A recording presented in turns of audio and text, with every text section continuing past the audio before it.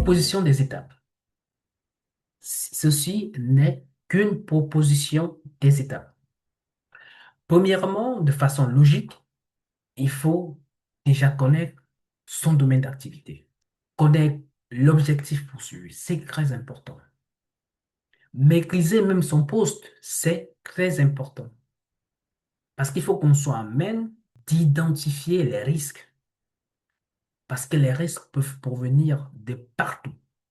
Vous pouvez avoir un risque financier, un risque opérationnel, un risque juridique, un risque environnemental. Deuxième étape, une fois que vous avez terminé de recenser les risques possibles, vous devez être capable de les évaluer. La probabilité que ce risque puisse se produire. Et si ce risque se produit, quel sera l'impact? Vous deviez être capable de le faire.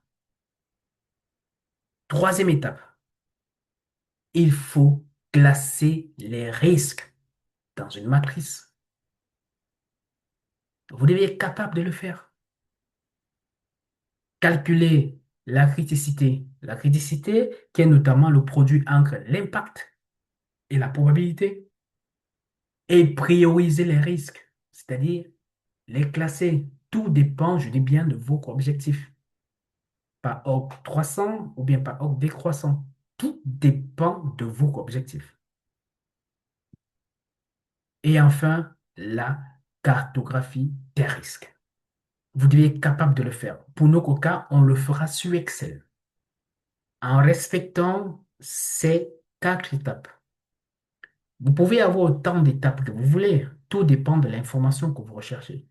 Mais nous, par rapport à ce qu'on vous a présenté dès le départ, on va le faire sur la base de ces quatre étapes.